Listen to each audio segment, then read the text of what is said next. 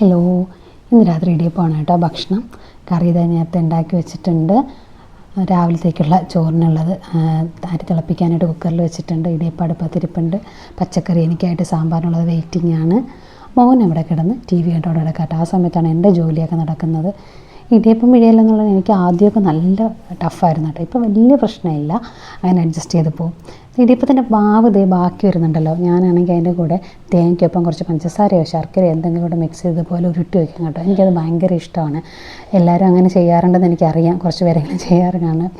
ഞാൻ പിന്നെ രാത്രി തന്നെ പച്ചക്കറികളെല്ലാം അരിഞ്ഞ് തേങ്ങയൊക്കെ തിരുമ്മി ഫ്രിഡ്ജിനകത്താക്കി വയ്ക്കും കേട്ടോ. അപ്പോൾ രാവിലെ നമുക്ക് കുറച്ച് കുറഞ്ഞ് കിട്ടും.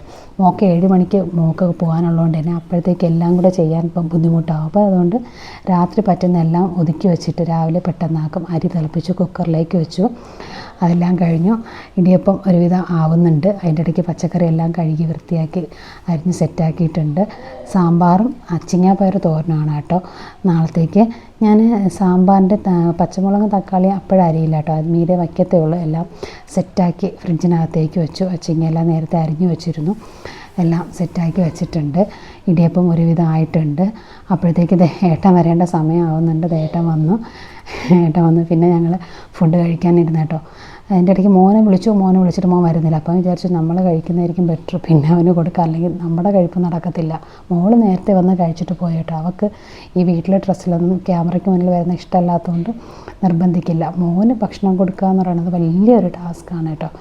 1-2 ദിവസമായിട്ട് പനിയൊക്കെ ആയിരുന്നു. അപ്പോൾ കഴിക്കാൻ വളരെ ബുദ്ധിമുട്ടായിരുന്നു. പിന്നെ വളരെ കഷ്ടപ്പെട്ട് എങ്ങനെയൊക്കെ ബുദ്ധിമുട്ടി ഒരു ഇടിയപ്പം എങ്ങനെയെങ്കിലുമൊക്കെ കൊടുത്ത്, അല്ലാണ്ട് നടക്കില്ല. പുറകെ ഓടിയാൽ മാത്രമേ എല്ലാം നടക്കുള്ളൂ എന്നുള്ള അവസ്ഥയാണ്. എൻ്റെ ഏറ്റവും വലിയ ടാസ്ക്കാണത് പാത്രം കഴുകലും ക്ലീനിങ്ങും. എല്ലാ പാത്രം കഴുകി വൃത്തിയായിട്ട് ക്ലീൻ ചെയ്ത് വെച്ചിട്ടേ രാത്രി കിടക്കാറുള്ളൂ.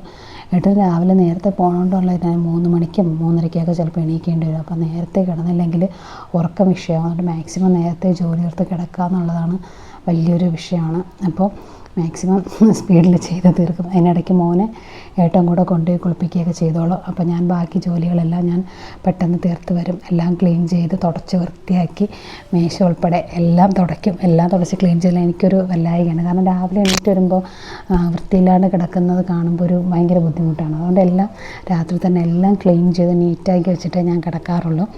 ഈ സമയത്തൊക്കെ പുറത്ത് നല്ല മഴ പെയ്യുന്നുണ്ടായിരുന്നു കേട്ടോ. നന്നായിട്ട് മഴ പെയ്യുന്നുണ്ടായിരുന്നു. നല്ല കാറ്റും ഉണ്ടായിരുന്നു. ഞാനതൊന്നും ശ്രദ്ധിക്കുന്നേ ഇല്ല. ഈ ജോലി എത്രയും പെട്ടെന്ന് തീർക്കുക എന്നുള്ളതാണ്. എത്രയും പെട്ടെന്ന് ഒരുവിധം ആയിട്ടുണ്ട്. നോക്കൂ, ഫുള്ളായിട്ട് ക്ലീൻ ചെയ്ത് നീറ്റാക്കിയിട്ടുണ്ട്. ഇനി പുറത്തൊന്ന് പോയി മഴ എന്തായെന്ന് നോക്കാം. പുറത്ത് നല്ല മഴ തകർത്ത് പെയ്തുകൊണ്ടിരിക്കുക കേട്ടോ. നല്ല കാറ്റുണ്ട്, നല്ല മഴയുണ്ടായിരുന്നു, പെയ്തുകൊണ്ട് നിൽക്കുന്നുണ്ട്. അപ്പോൾ ഇതാണ് എൻ്റെ മിക്ക ദിവസത്തെയും നൈറ്റ് ഇങ്ങനെയാണ്. അപ്പോൾ ഓക്കെ, ഗുഡ് നൈറ്റ്.